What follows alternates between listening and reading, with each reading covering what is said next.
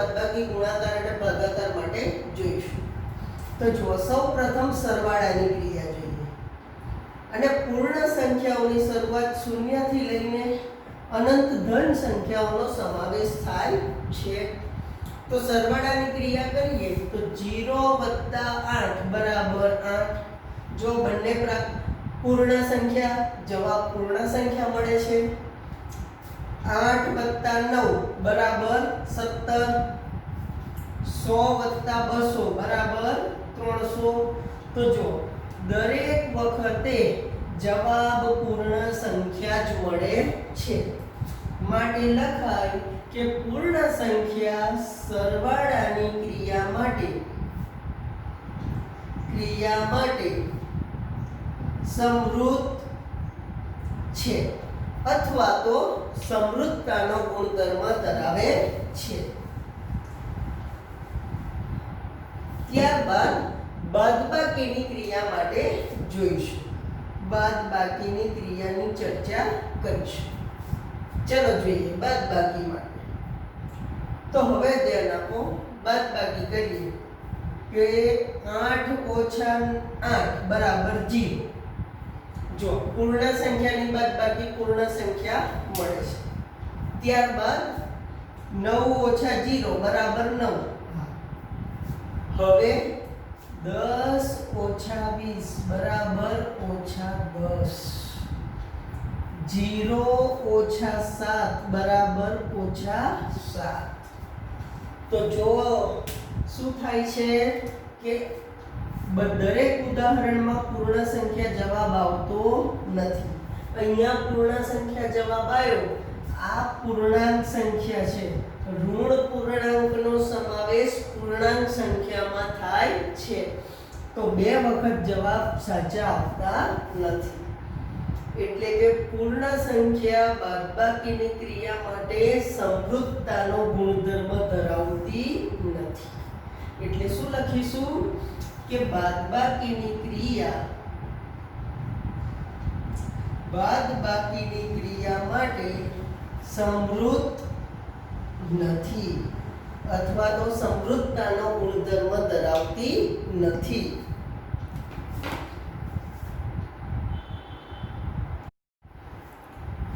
હવે પૂર્ણ સંખ્યા માટે ગુણાકારની ક્રિયા. પૂર્ણ સંખ્યા માટે ગુણાકારની ક્રિયા જોઈએ અને સમૃદ્ધતાનો ગુણધર્મ ચકાસીએ. તો જુઓ 8 × 5 8 × 40. 7 × 0 બરાબર 0. 0 × 101 બરાબર 0. 0 જોડે કોઈ પણ સંખ્યાનો ગુણાકાર જવાબ 0 જ આવે. 100 × 10 તો 1000.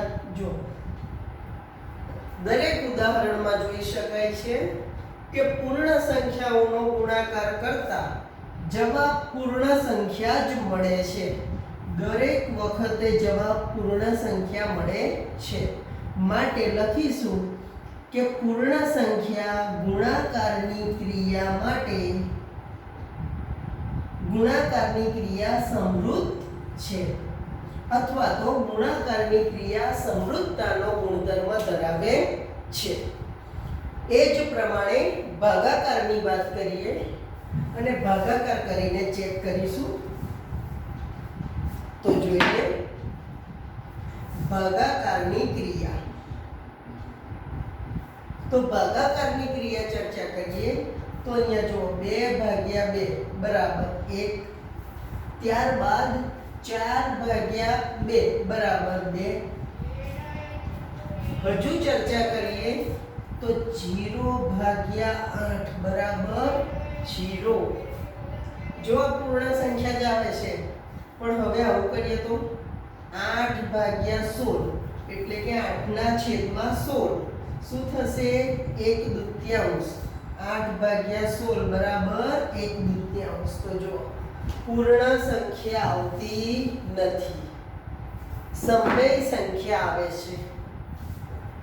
પૂર્ણ સંખ્યા આવતી નથી, સમય સંખ્યા આવે છે. માટે ભાગાકારની ક્રિયા સમૃદ્ધ નથી. ભાગાકારની ક્રિયા સમૃદ્ધ નથી. તો આપણે શું શીખ્યા કે પૂર્ણ સંખ્યા સરવાળાની ક્રિયા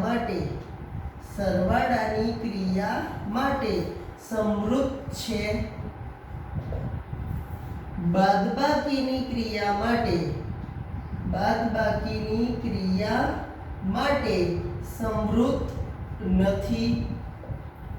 ગુણાકારની ક્રિયા માટે સમૃદ્ધ છે અને ભાગાકારની ક્રિયા માટે સમૃદ્ધ નથી.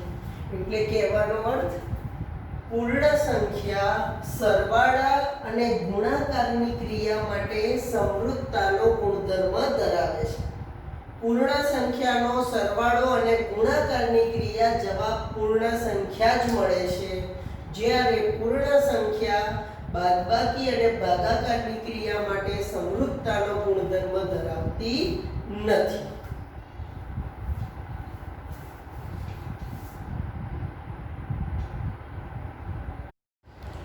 હવે પૂર્ણાંક સંખ્યા માટે સમૃદ્ધતાનો ગુણધર્મ ચકાસીશું. તો પૂર્ણાંક સંખ્યામાં સૌપ્રથમ યાદ કરી લઈએ કે અનંત ઋણથી શૂન્ય અને અનંત ધન સંખ્યાઓનો સમાવેશ થાય છે. અસંખ્ય છે આ સંખ્યાઓ. પૂર્ણાંક સંખ્યાને z વડે દર્શાવવામાં આવે છે. તો સૌપ્રથમ પૂર્ણાંક સંખ્યામાં સરવાળાની ક્રિયા વિશે ચર્ચા કરીએ. કે સરવાળાની ક્રિયા કરી જોઈએ તો -10 + -20. તો અહીંયા જો બે પૂર્ણાંક સંખ્યાઓનો સરવાળો દર્શાવ્યો. બંને ઋણ સંખ્યાઓ છે. અહીંયા શું થશે? -10 + -20. બંને ઓછા છે એટલે બંનેનો સરવાળો કરીશું અને જવાબ ઋણ 30. તો જો પૂર્ણાંક સંખ્યાઓનો સરવાળો પૂર્ણાંક સંખ્યા મળે છે. ઋણ 30 નો સમાવેશ પણ પૂર્ણાંક સંખ્યામાં થાય છે. એ જ પ્રમાણે હું ધન પૂર્ણાંકોની ચર્ચા કરી લઉં કે 30 + 40 = 70. તો જો 70 નો સમાવેશ પણ પૂર્ણાંક સંખ્યામાં થાય છે. પૂર્ણાંક સંખ્યાઓનો સરવાળો પૂર્ણાંક સંખ્યા જ મળ્યો. ચલો 0 નું એક એક્ઝામ્પલ લઈ લઉં કે -10 + 0 = -10. અથવા તો 0 ને આગળ દર્શાવીએ કે 0 + -80. તો આ પ્રમાણે શું થશે? -80. તો ઋણ 80 નો સમાવેશ પણ પૂર્ણાંક સંખ્યામાં થાય છે. હવે એક વત્તા વાળું એક્ઝામ્પલ લઈએ 40 + -50. તો અહીંયા શું થશે?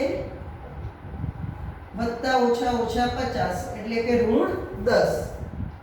મોટી સંખ્યા ધન લઈએ -30. તો જો +-30 = 20. તો જો દરેક વખતે પૂર્ણાંક સંખ્યાઓનો સરવાળો પૂર્ણાંક સંખ્યા જ મળે છે દરેક એક્ઝામ્પલમાં. તો આપણે લખી શકીએ કે પૂર્ણાંક સંખ્યા સરવાળાની ક્રિયા માટે સમૃદ્ધ છે. એટલે કે સરવાળાની ક્રિયા સમૃદ્ધ છે. પૂર્ણાંક સંખ્યાઓ સરવાળાની ક્રિયા માટે સમૃદ્ધતાનો ગુણધર્મ ધરાવે છે.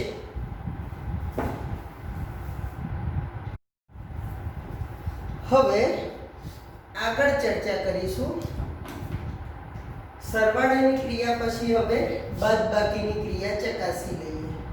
બાદબાકી માટે તો બાદબાકીની ક્રિયા ચકાસીએ છીએ એ જ પ્રમાણે કેટલાક ઉદાહરણ જોઈશું.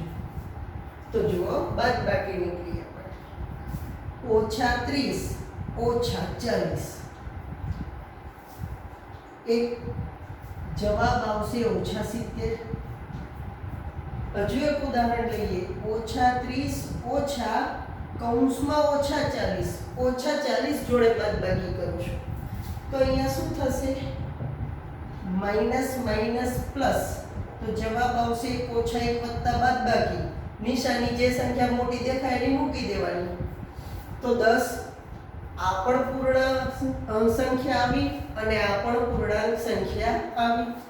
0 નું એક્ઝામ્પલ લઈ લઈએ કે 0 ઓછા 30 બરાબર ઋણ 30 અથવા તો 0 ઓછા ઓછા 30 લખીએ તો શું થશે?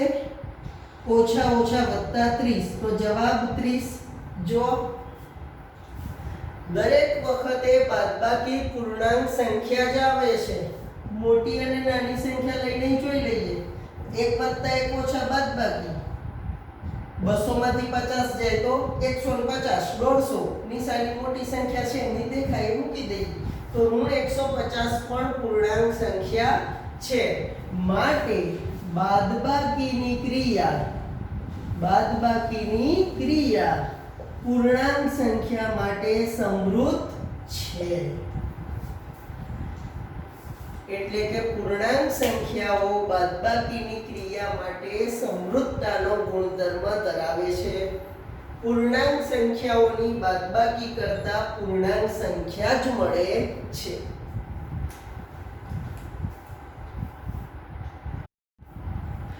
હવે ગુણાકાર વિશે ચર્ચા કરીએ. ગુણાકારની ક્રિયા કરીને જોઈએ.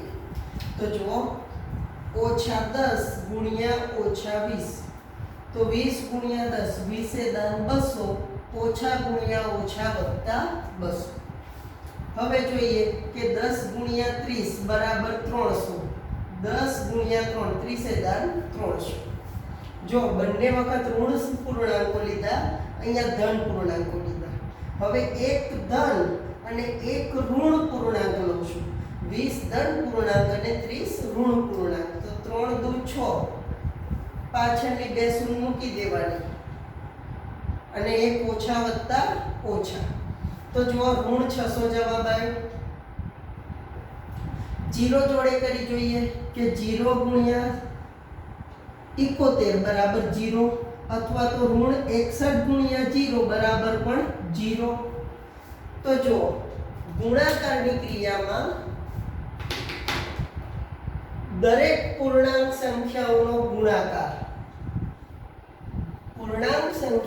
ગુણાકાર જવાબ પૂર્ણાંક સંખ્યા જ મળે છે. આ બંનેનો તથા ઋણ 600 નો અને શૂન્યનો સમાવેશ પૂર્ણાંક સંખ્યામાં થાય છે. તો લખી શકીએ કે ગુણાકારની ક્રિયા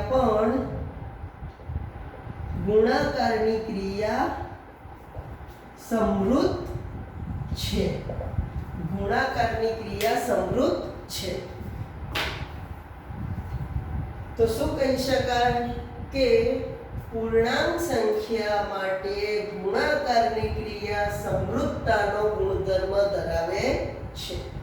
એટલે કે પૂર્ણાંક સંખ્યાઓ સરવાળા, બાદબાકી અને ગુણાકાર ત્રણેય ક્રિયાઓ માટે સમૃદ્ધતાનો ગુણધર્મ ધરાવે છે. હવે ભાગાકારની ક્રિયા જોઈએ. તો હવે આવે છે ભાગાકારની ક્રિયા.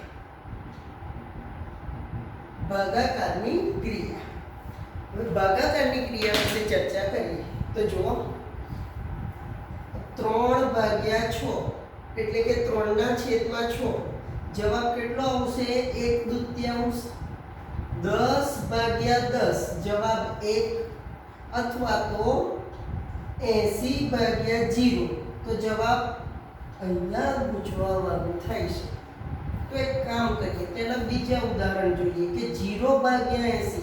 0 કોઈ પણ સંખ્યા જવાબ 0. એ જ પ્રમાણે જુઓ 8/8 બરાબર 1 જ થવાનું છે. અથવા તો 8/18 કરીએ તો 8/18 આ રીતે લખાય. 4 દુ 8 2 9 18 તો જવાબ આવશે 4/9. 4/9. તો જોઈ શકીએ છીએ કે અહીંયા પહેલા જ ઉદાહરણથી આ પૂર્ણાંક સંખ્યા નથી. શૂન્ય પૂર્ણાંક સંખ્યા છે, આ પણ પૂર્ણાંક સંખ્યા નથી. અથવા તો અહીંયા આપણે કર્યું હતું કે 80/0 તો આ તો 80/0 છેદમાં 0 આવ્યો. તો આ પણ પૂર્ણાંક સંખ્યા નથી. છેદમાં 0 આવે તો પદ અવ્યાખ્યાયિત થઈ જાય. માટે લખી શકીએ કે ભાગાકારની ક્રિયા સમૃદ્ધ નથી. ભાગાકારની ક્રિયા સમૃદ્ધ નથી એટલે કે પૂર્ણાંક સંખ્યા માટે સમૃદ્ધતાનો ગુણધર્મ સરવાળા, બાદબાકી અને ગુણાકારની ક્રિયા ધરાવે છે, પણ ભાગાકારની ક્રિયા ધરાવતો નથી. ભાગાકારની ક્રિયા માટે સમૃદ્ધ નથી.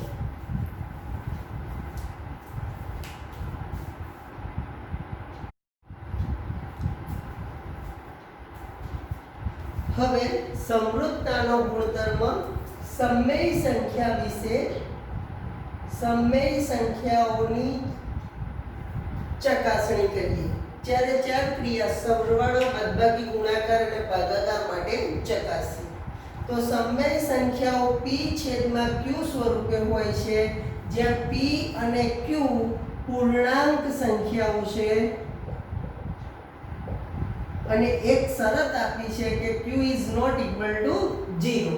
છેદમાં q કદી 0 હોતા નથી. તો પૂર્ણાંક સંખ્યા માટે સરવાળા, બાદબાકી અને ગુણાકાર, ભાગાકારની ચર્ચા કરીએ. તો જુઓ કે p અને q સ્વરૂપની સંખ્યાઓ લઈ લઈએ કે 1/2 વત્તા 5/2. તો અહીંયા લસા તો 2 આવી જાય છે, તો 1 વત્તા 5 છેદમાં 2 બરાબર 6 ભાગ્યા 2, 2 તરી 6, જવાબ આવ્યો 3. તો એ સમમેય સંખ્યા છે. તમે એમ વિચારશો સાહેબ છેદમાં કશું નથી, છેદમાં કઈ જ ના હોય તો 1 હોય જ. 3 ભાગ્યા 1. એથી વિશેષ ચર્ચા કરીએ તો -1/3 વત્તા 7/3. તો જો લસા તો 3 જ છે, તો ઉપરની સંખ્યા ઓછા હોય તો ઓછા, વત્તા હોય તો વત્તા, એમની એમ મૂકી દેવાની. હવે 1 વત્તા 1 ઓછા તો બાદબાકી, નિશાની મોટી સંખ્યા 7 છે એની મૂકી દઈએ, છેદમાં 3, 3 દુ 6, જવાબ આવ્યો 2/1. તો આ પણ સમમેય સંખ્યા છે. એ જ પ્રમાણે હજુ ઉદાહરણ જોઈએ કે 0/8 વત્તા ઓછા 8/8. તો જો અહીંયા વત્તા ઓછા ઓછા થઈ જશે, 8/8. તો હવે આના બરાબર તો જવાબ 0 જ આવવાનો. તેમ છતાં દાખલો ગણીએ આના બરાબર 0, 0 ભાગ્યા કોઈ પણ સંખ્યા જવાબ 0. 0 ઓછા 8 તો 8/8, ઋણ 1, છેદમાં કશું નથી તો 1. તો આ પણ સમમેય સંખ્યાઓ છે. તો લખી શકાય કે સમમેય સંખ્યા સરવાળાની ક્રિયા માટે, સમમેય સંખ્યા માટે સરવાળાની ક્રિયા સમૃદ્ધ છે. સરવાળાની ક્રિયા સમૃદ્ધતાનો ગુણધર્મ ધરાવે છે.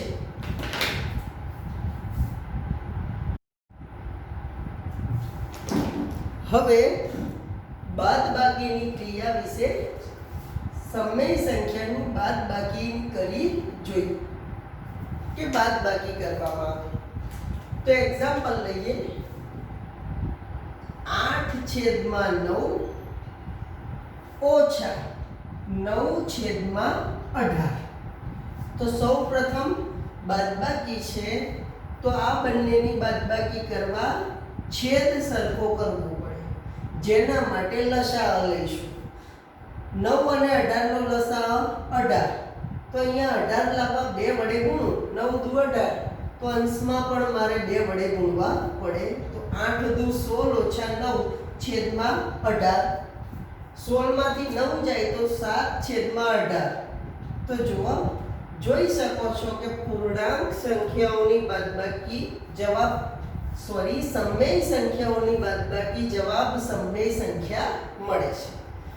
અન્ય એક્ઝામ્પલ લઈએ તો -10/11 ઓછા 12/11. જો તો -10 ઓછા 12/11 બંને ઓછા છે તો સરવાળો કરું. નિશાની મોટી સંખ્યા દેખાય એની મૂકી દઈએ. તો અહીંયા જો -22 છેદમાં 11 11 દુ 22 એટલે જવાબ આવશે ઋણ 2. કશું નથી તો છેદમાં 1. તો આ પણ સમય સંખ્યા છે. બીજા એક એક્ઝામ્પલ લઈએ કે 0/18 વત્તા બાદબાકીની ક્રિયા છે એટલે 0/18 ઓછા 9/18. તો જુઓ બંનેની બાદબાકી છેદમાં 18 0 ઓછા 9 જવાબ આવશે ઓછા 9 છેદમાં 18. તો 9 દુ 18 તો -1 છેદમાં 2. તો આ પણ સમય સંખ્યા છે. તો લખી શકાય કે બાદબાકીની ક્રિયા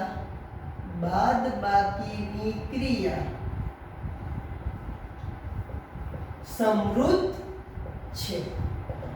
સમય સંખ્યાઓની બાદબાકીની ક્રિયા માટે સમૃદ્ધ છે.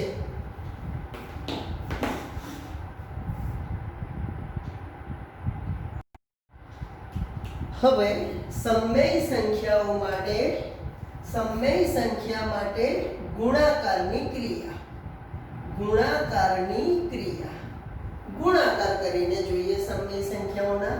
તો 3/4 ગુણ્યા 2/8. તો ગુણાકારમાં તો અંશ અંશનો ગુણાકાર, છેદ છેદનો ગુણાકાર. હા, અંશ અને છેદમાંથી કશું ઉડે તો ઉડાડે. 2 ચોક 8 તો કેટલા થઈ જશે અહીંયા? 3 એકા 3 છેદમાં ચોકું ચોકું 16.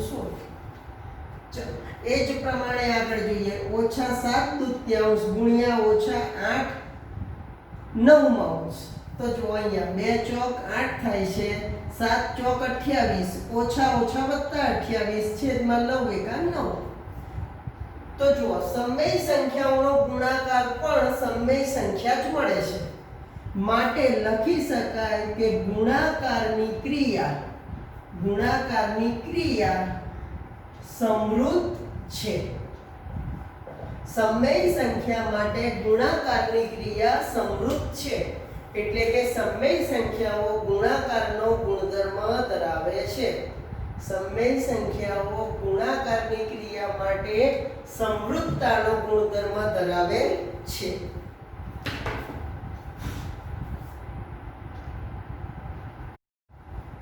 હવે ભાગાકારની ક્રિયા જોઈએ. સમય સંખ્યાઓનો ભાગાકાર કરીશું. તો જુઓ 1/2 ભાગ્યા 4/2. તો અહીં આપણે શીખી ગયા ધોરણ 6 માં કે આ બંનેનો ભાગાકાર કરવા માટે ભાગાકારનો ગુણાકાર કરવાનો. અહીંયા તમે ભાગાકારનો ગુણાકાર દર્શાવો તો પાછળની સંખ્યામાં છેદ ઉપર જાય અને અંશ નીચે. તો 2 એકા 2 1 એકા 1 છેદમાં 4. તો જુઓ પૂર્ણાંક સમય સંખ્યાઓનો ભાગાકાર સમય સંખ્યા મળે છે. એ જ પ્રમાણે જુઓ કે -1/3 ભાગ્યા 9/6. તો આમાં પણ ભાગાકારનો ગુણાકાર કરીશું. 3 દુ 6 તો 2 એકા 2 અને છેદમાં 9. આ પણ સમય સંખ્યા છે. તો સમય સંખ્યાઓનો ભાગાકાર સમય સંખ્યા જ મળે છે. પણ પરિસ્થિતિ એવી આવે છે કે છેદમાં ધારો કે 3/4 ભાગ્યા 8/0. હવે અહીંયા શૂન્ય આવી જાય તો આ તો અવ્યાખ્યાયિત પદ એવું સાબિત થાય છે. એટલા માટે a/0 બરાબર અવ્યાખ્યાયિત. આ a એટલે કે વાસ્તવિક સંખ્યાઓ કે જેમાં સમય સંખ્યાનો પણ સમાવેશ થાય છે. જેનો ઉલ્લેખ અથવા તો જેની સમજ આગળના ધોરણમાં વધારે સ્પષ્ટ સમજીશું. તો અહીંયા કોઈ પણ સંખ્યા ભાગ્યા 0 તો જવાબ અવ્યાખ્યાયિત થઈ જાય છે. જેમ કે એક્ઝામ્પલ તરીકે 8/0 આવો ભાગાકાર આપ્યો તો 8 પોતે સમય સંખ્યા છે. છેદમાં કશું નથી તો 1 લખાય.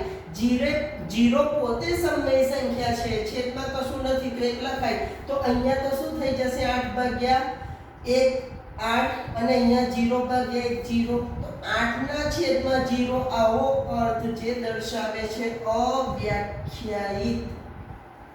હા, નિયમ પ્રમાણે 0 0 છેદમાં q 0 નથી, તો અહીંયા તો બે સમય સંખ્યાઓનો ભાગાકાર લીધો છે જે અવ્યાખ્યાયિત દર્શાવે છે. તો આમાં 0 સિવાયની સમય સંખ્યાઓનો ભાગાકાર સમય સંખ્યા જ મળે છે. 0 ને અપવાદ ગણીએ તો, એટલે કહેવાનો અર્થ ભાગાકારની ક્રિયા સમૃદ્ધ નથી. પણ જો એમ પૂછાય કે 0 સિવાયની ભાગાકારની ક્રિયા માટે સમૃદ્ધ છે, તો હા, 0 એકલો આ ક્રિયામાં અપવાદ સ્વરૂપે ગણવામાં આવે તો. માટે જો 0 સાથે ગણીએ કે 0 ને અપવાદ આપણે ગણી શકતા નથી, કારણ કે 0 પણ સમય સંખ્યા છે, તો આ જ સાચું કે સમૃદ્ધતાનો ગુણધર્મ સમય સંખ્યાઓ માટે સરવાળા, બાદબાકી અને ગુણાકારની ક્રિયા માટે સમૃદ્ધ છે, જ્યારે ભાગાકારની ક્રિયા માટે સમૃદ્ધ નથી. પણ એમ પૂછે કે 0 સિવાયની ભાગાકારની ક્રિયા માટે સમૃદ્ધ છે, તો હા, કે સમય સંખ્યા માટે 0 સિવાયની ભાગાકારની ક્રિયા માટે સમૃદ્ધ છે.